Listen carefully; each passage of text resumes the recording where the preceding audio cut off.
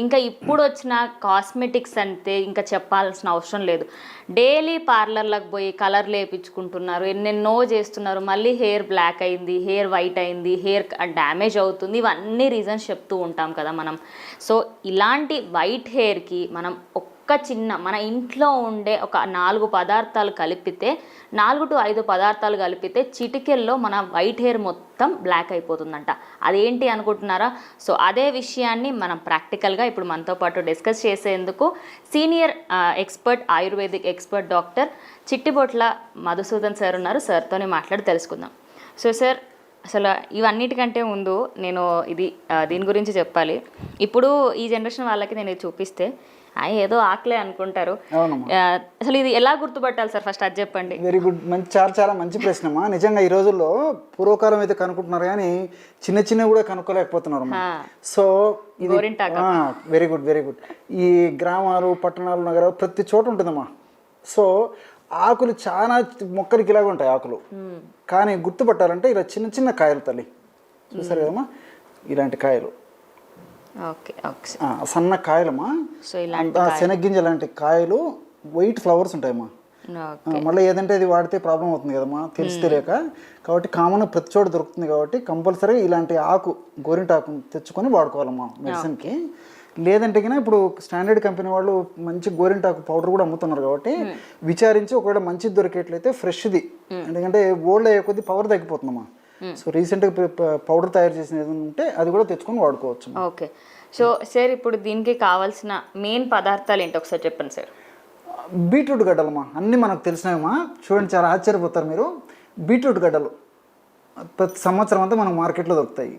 రెండవది వచ్చేసి ఇంతకుముందు చూసాం మనం గోరింటాకమ్మా, గోరింటాకు. తర్వాత నల్ల జీలకర్ర, ఓకే, ఇది నల్ల జీలకర్రమ్మా. సో సార్ నెక్స్ట్ నల్ల జీలకర్ర పొడి. నెక్స్ట్ ఉసిరిపెచ్చల పొడి తల్లి, ఇదమ్మా. గోరింటాకు పొడి ఇలా ఉంటుంది తల్లి, అది. సో సార్, ఎన్ని గ్రామ్స్ వేస్తే పర్ఫెక్ట్గా ఒక మనిషి హెయిర్కి మొత్తం సరిపడేంత సరిపోతుంది సార్? అంటే అమ్మా యాక్చువల్గా ఏంటంటే ఇట్ డిపెండ్స్ అమ్మా. కొంచెం హెయిర్స్ తక్కువ ఉన్నటువంటి వాళ్ళు, మగవాళ్ళకైతే క్వాంటిటీ తక్కువ వాడుకోవచ్చుమా. కొంచెం హెయిర్స్ ఎక్కువ ఉండి ఆడవాళ్ళు ముఖ్యంగా అయితే అవసరాన్ని బట్టి క్వాంటిటీ ఎక్కువ వాడుకోవచ్చుమా. మీకు రేషియో చెప్తానమ్మా. జనరల్గా ఒక 100 ml బీట్రూట్ రసం తీసుకుంటాలి. ఓకే. సో 100 ml ఇది మిక్సీలో వేసేస్తే ఈజీగా జ్యూస్ అయి వస్తుంది కదమ్మా. ఒక 100 ml ఇలాగ బీట్రూట్ గడ్డల రసం తీసుకోవాలమ్మా. బీట్రూట్ గడ్డలు బాగా శుభ్రం చేసేసి చిన్న చిన్న ముక్కలు చేసేసి మిక్సీలో వేసేసి ఈ విధంగా జ్యూస్ తయారు చేసుకోవాలమ్మా. ఆ జ్యూస్ 100 ml అయితే ఒక 10 grams అంటే 2 టీ స్పూన్లు నల్ల జీలకర్ర వేసేయండిమ్మా. 2 టీ స్పూన్, ఒక టీ స్పూన్ అమ్మా అది. ఒకటి అలాగ 2 సార్లు వేస్తే 2 టీ స్పూన్ 10 grams అవుతుంది. తర్వాత గోరింటాకు పొడి అమ్మా, అది 2 టీ స్పూన్లు వేసుకోమ్మా. తర్వాత మూడవది ఉసిరి పెచ్చుల పొడి. మనకు ఈ నల్ల జీలకర్ర తెచ్చుకొని దూరగా వేయించేసేసి పౌడర్ తయారు చేసుకొని వాడుకోవచ్చు. మంచి నల్ల జీలకర్ర పొడి మార్కెట్లో దొరికేట్లయితే ఏదైనా వాడుకోవచ్చు తల్లి. సో మొత్తం ఇప్పుడు ఈ బీట్రూట్ గడ్డల రసంలో ఈ 3 పౌడర్లు వేసారు కదమ్మా, మొత్తం కలిపేసేయండి అమ్మా. కలిపేసేసి బాగా చాలా పేస్ట్, చాలా అద్భుతమైనటువంటి పేస్ట్ లాగా తయారైపోతున్నాం. ఇది ఇంకొక నిమిషం 2 నిమిషాల్లోనే బ్రహ్మాండమైనటువంటి ఈ వైట్ హెయిర్కి సంబంధించినటువంటి పేస్ట్ రెడీ అయిపోతుంది అనమాట. చాలా అద్భుతమా. ఇప్పుడు గోరింటాకులో అటువంటి అద్భుతమైనటువంటి రసాయన గుణాలు ఉన్నాయమ్మా. అంటే హెయిర్ని బ్లాక్ చేసేదానికి. అదేవిధంగా నల్ల జీలకర్రలో అలాంటి గుణాలు ఉన్నాయి. అట్లే తర్వాత ఉసిరిక పొడిలో అలాంటివి ఉన్నాయమ్మా. బీట్రూట్ గడ్డల్లో అలాంటి రసాయన గుణాలు ఉన్నాయి. కాబట్టి ఈ అన్నీ కలిపేసి మనం కాంబినేషన్ వాడుతున్నాం కాబట్టి రిజల్ట్స్ కూడా చాలా ఫాస్ట్గా ఉంటాయమ్మా. అవసరాన్ని బట్టి ఒకవేళ మీకు ఏదైనా కొంచెం జోరుగా అనిపిస్తే కొద్దిగా పౌడర్ ఎక్కువ కూడా యాడ్ చేసుకోవచ్చు అమ్మా. పరిస్థితిని బట్టి వాడుకుంటే సరిపోతుంది. ఈ రేషియో జనరల్గా వాడుతుంటారమ్మా. దీన్ని బట్టి ఎక్కువ కావాలంటే ఇదే రేషియోలో ఎక్కువ మెడిసిన్ తయారు చేసుకోవచ్చు. లేదు కొద్దిగా కావాలంటే కొద్దిగా తయారు చేసుకుంటే సరిపోతుందమ్మా. కన్సిస్టెంట్ సరిపోతుంది. కావాలంటే ఇంకా కొద్దిగా పౌడర్ వేసుకోవచ్చు. కొంచెం అవసరాన్ని బట్టి కొద్దిగా వేసుకోండి అంతే. అట్లా అవసరాన్ని బట్టి మళ్ళీ కొద్దిగా వేసేయండి. అలాగా కొంచెం అది కొంచెం వేసేయండి, సరిపోతుంది. సరిపోతుంది అది ఒకటి.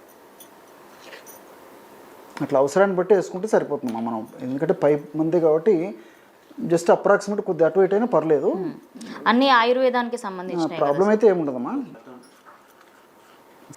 సార్ ఈ కన్సిస్టెన్సీకి వచ్చింది సార్. ఎస్ అమ్మా, ఎస్ ఎగ్జాక్ట్లీ, ఇది కరెక్ట్గా తయారైందమ్మా మెడిసిన్. ఇంకా దీన్ని అప్లై చేయాలమ్మా యాక్చువల్గా పేషెంట్స్. సార్ అసలు వైట్ హెయిర్ ఎందుకు వస్తుంది సార్? నార్మల్గా చిన్న చిన్న పిల్లలకు కూడా వస్తుంది, ఎందుకు సార్? ఈ ఆధునిక నాగరికత పుణ్యం అని చెప్పేసి ఇప్పుడు చిన్న వయసులోనే వైట్ హెయిర్ రావడం మొదలైందమ్మా. యాక్చువల్గా ఏంటంటే వైట్ హెయిర్కి బ్రీఫ్గా చెప్తాను చూడమ్మా. జన్యుపరమైనటువంటి కారణాలు, అదేవిధంగా కొన్ని రకాలైనటువంటి అనారోగ్య కారణాలు అని చెప్పవచ్చుమా. జన్యుపరమైనటువంటి కారణాలు అంటే సర్వసాధారణంగా మన పెద్దలకి, పేరెంట్స్కి వైట్ హెయిర్ చిన్న వయసులో ఉంటే జనరల్గా మనకు కూడా వచ్చేస్తుందమ్మా, అదొకటి. రెండవది అనారోగ్యమైన కారణాలు అంటే పోషకాహార లోపం ఉండవచ్చు, మానసిక ఒత్తిళ్లు కావచ్చు, అదేవిధంగా ఈ పొల్యూషన్ ఇలాంటివి ఉండవచ్చు, సరిగ్గా నిద్ర లేకపోయి ఉండొచ్చు, ఎగ్జాక్ట్లీ గాఢతగినటువంటి షాంపూలు వాడుతుండొచ్చు, అట్లే అనారోగ్యకరమైనటువంటి ఆహారపు అలవాట్లు, ఇవన్నీ కూడా ఈ వైట్ హెయిర్స్కి కారణం అవుతున్నాయమ్మా. ఇంకోటి ఏంటంటే యాక్చువల్గా ఈ రోజుల్లో సరే చిన్నపిల్లలు ఏదో 30 ఏళ్ళ వరకు కూడా ఓకే కన్సల్ట్ చేయొచ్చమ్మా చిన్నవాళ్ళకి. పెద్దవాళ్ళు కూడా సౌందర్యరీత్యా వాళ్ళ వెంట్రుకలు బాగా అందంగా నిగనిలాడుతున్నారనేటువంటి కాన్సెప్ట్తో ఈ రోజుల్లో సౌందర్యం మీద చాలా క్రేజ్ పెరిగిపోయిందమ్మా. ఈవెన్ 70 సంవత్సరాల వాళ్ళు కూడా 20 ఏళ్ళలాగా ఉండాలని ఫీల్ అవుతున్నారు, అట్లా బాగుండాలని. సో అలాంటి వాళ్ళు కావాలంటే వాడుకోవచ్చమ్మా. ఇవన్నీ ఏమంటే దేహధర్మాలు కాబట్టి ఒక వయసు వచ్చిన తర్వాత వయసులో భాగంగా వెంట్రుకలు తెల్లబడడం సహజము. అటువంటి వాళ్ళు ఎవరైనా నాకు కూడా హెయిర్స్ కొంచెం బ్లాక్ ఉంటే బాగుంటుంది, నేను బాగా లుక్ బాగుంటుంది అనేటువంటి కాన్సెప్ట్ ఉంటే వాడుకోవచ్చు, లేకపోతే వయసు వచ్చిన వాళ్ళకైతే అవసరం లేదమ్మా. చిన్న వయసు వాళ్ళు మాత్రం వాళ్ళు పాపం మానసికంగా కూడా చాలా 10 మందిలోకి పోవాలన్నా, ఎవరితో మాట్లాడాలన్నా చాలా సైకలాజికల్గా ఫీల్ అవుతుంటారు. ఎంత డబ్బు ఖర్చు పెట్టేదాన్ని కూడా వెనకాడరమ్మా. కాబట్టి ఇట్లాంటి ఔషధాలు ఈయన వాడుకుంటే చాలా సూక్ష్మంలో మోక్షం అమ్మా. చిట్కా సింపుల్, ఇట్లా వాడుకుంటే చాలా అద్భుతమైన ఫలితాలు వస్తాయమ్మా. ఇప్పుడు దీన్ని లైవ్లో ఒక అమ్మాయి పైన అప్లై చేసి చూపిస్తాము. సో ఎలా అప్లై చేసుకోవాలి అండ్ దాని తర్వాత ఎంతసేపు ఉంచుకోవాలి ఏంటని డాక్టర్ గారు చెప్తారు. సో ఇందాక మనం చేసుకున్న పేస్ట్ని అప్లై చేద్దాం.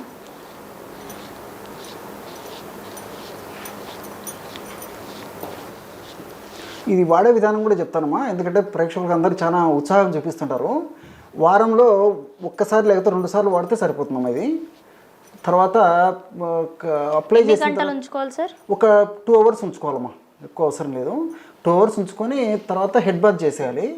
హెడ్ బాత్ చేసేటప్పుడు కూడా వేడి నీళ్ళు ఎటువంటి పరిస్థితుల్లో వాడకూడదమ్మా. గోరువెచ్చని నీళ్ళ కంటే కూడా ఇంకా కొంచెం వేడి తక్కువ ఉన్నటువంటి నీళ్ళతోనే హెడ్ బాత్ చేయాలమ్మా. అది చాలా చాలా ముఖ్యము.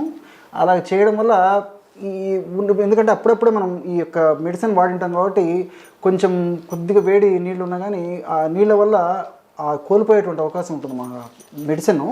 కాబట్టి అంటే గోరువెచ్చని నీళ్ళ కంటే కొద్దిగా వేడి తక్కువ ఉంటే సరిపోతుంది అనమాట. ఆ పద్ధతిలో నీళ్ళతో స్నానం చేయాలి. రెండోది ఏంటంటే ఈ మందు అప్లై చేసేసి తల స్నానం చేసేటప్పుడు మాత్రం ఎటువంటి పరిస్థితుల్లో షాంపూలు వాడకూడదమ్మా. ఇది చాలా చాలా ముఖ్యము. చిన్న సింపుల్ షాంపూలు వాడుకోవచ్చు, కానీ ఈ మెడిసిన్ వాడినప్పుడు మాత్రము జస్ట్ ప్లెయిన్ వాటర్తో హెడ్ బాత్ చేయాలి తల్లి. ఇలాంటి చిన్న చిన్న జాగ్రత్తలు తీసుకోవడం వల్ల చాలా మంచి రిలీఫ్ ఉంటుందమ్మా. రెండోది ఏమంటే ఈ రోజుల్లో ఈ యొక్క కలర్ వేసుకునే వాళ్ళు ఎక్కువైపోయినారు. కొంతమందికి ఏంటంటే దీనివల్ల సైడ్ ఎఫెక్ట్స్ వస్తాయమ్మా. ఈ వెంట్రుకలకు సంబంధించిన సమస్యలు కానీ, తర్వాత ఈ స్కిన్కి సంబంధించినటువంటి సమస్యలు కానీ, ఈ కాంటాక్ట్ డర్మటైటిస్, అదేవిధంగా కొంతమందికి తెల్ల మచ్చలు, ఇలాంటి అనేక సమస్యలు వస్తున్నాయమ్మా. కాబట్టి వీలైనంత వరకు బ్యాక్ టు నేచర్. మనకి ఎలాంటి సైడ్ ఎఫెక్ట్స్ ఉండవు కదా సార్, ఎందుకంటే ఆ చూసే పదార్థాలు కూడా మనకు అన్ని ఆయుర్వేదంకి సంబంధించినవి ఉన్నాయి. మనకు అన్నీ తెలిసినవి కదమ్మా. మనము ఇంచుమించు బీట్రూట్ ఆహారంలో వాడుతుంటాము, అదేవిధంగా ఉసిరికి ఆహారంలోనే వాడుతుంటాము. కాబట్టి అంటే ఇలాంటివన్నీ ఆహార ద్రవ్యాలు కొన్ని మనకు ప్రకృతిలో లభించేటువంటి మొక్కల ద్వారా సేకరించినటువంటి పదార్థాలు కాబట్టి ఇటువంటివి ఎలాంటి ప్రాబ్లం ఉండదు. బట్ ఏమంటే వారంలో ఒక్కసారి కానీ 2 సార్లు కానీ ఎన్ని రోజులైనా వాడుకోవచ్చమ్మా. కొంతమందికి సందేహం వస్తుంటుంది కాబట్టి ఎన్నాళ్ళైనా వాడుకుంటూ ఉండొచ్చమ్మా. ఇప్పుడు మనం డైస్ వాడతాం కదా తల్లి, అది కూడా అవసరాన్ని బట్టి వాడుకుంటుంటాము. దీన్ని కూడా వాడుకుంటుంటే సరిపోతుందమ్మా. రెండోది ఏంటంటే చాలామంది ఇది పర్మనెంట్ ఇదే అవుతుంది సార్ అని చెప్పేసి చెప్తుంటారమ్మా. కావాలంటే హెయిర్ ఫాలికిల్స్ నుంచి వస్తుంటుందమ్మా వెంట్రుక. హెయిర్ ఫాలికిల్స్లో ఈ మెలనిన్ అనేటువంటి పిగ్మెంట్ తక్కువ కావడం కానీ, లేకపోతే తక్కువ ఉత్పత్తి కావడం కానీ, అది సరిగ్గా పనిచేయకపోవడం కానీ, దీనివల్ల ఈ యొక్క వెంట్రుకలు నలుపు పోతూ ఉంటుందమ్మా. అంటే వెంట్రుకలకు రంగునిచ్చేందుకు మెలనిన్ అనేటువంటి పిగ్మెంట్ మనకు అవసరమమ్మా. సో ఈ మెలనిన్ అనేటువంటి పిగ్మెంట్ వెంట్రుక కుదుళ్లలో ఫాలికిల్స్లో దాని యొక్క ప్రభావం లేకపోవడం చేత అది సరిగా ఉత్పత్తి కాకపోవడం చేత ఈ వెంట్రుకలు తెల్లగా బయటకు వచ్చేస్తుంటాయి అన్నమాట. కాబట్టి ఇప్పుడు మనం వాడినటువంటి ఈ యొక్క ఔషధాలు ఇంకోటి కూడా మీరు అప్లై చేస్తారు కదా తల్లి, వీలైనంత వరకు స్కాల్ప్ కూడా అప్లై చేయండి ఇంకా రిజల్ట్ వస్తుంది. అక్కడ ఆ హెయిర్ ఫాలికల్స్ మనకి ఎక్కడైతే వెంట్రుక మొదలవుతుందో అక్కడ కూడా అప్లై చేయడం వల్ల ఏమవుతుందంటే ఇందులో ఉన్నటువంటి అన్ని పోషకాంశాలు, తర్వాత ఈ రసాయన అంశాలు, ఈ యొక్క ఆల్కలైడ్స్ అని ఏవైతే చెప్పినారో ఇవన్నీ కూడా ఈ స్కాల్ప్ అంటే చర్మం ద్వారా పీల్చుకొనబడి హెయిర్ ఫాలికిల్స్కి మంచి బలాన్ని చేకూరుస్తాయమ్మా. అంతేకాకుండా చర్మానికి లేక వెంట్రుకకు రంగునిచ్చేటువంటి ఈ మెలనిన్ అనేటువంటి ఈ రంగు ఉత్పత్తి కూడా ఉపయోగపడతాయమ్మా. కాబట్టి అట్లా చేస్తే సరిపోతుంది. చాలా చక్కగా చేశారమ్మా. ఇలా పెట్టేసేసుకొని ఒక 2 గంటలు ఉంచేసేసి స్నానం చేయాలమ్మా, అంతే.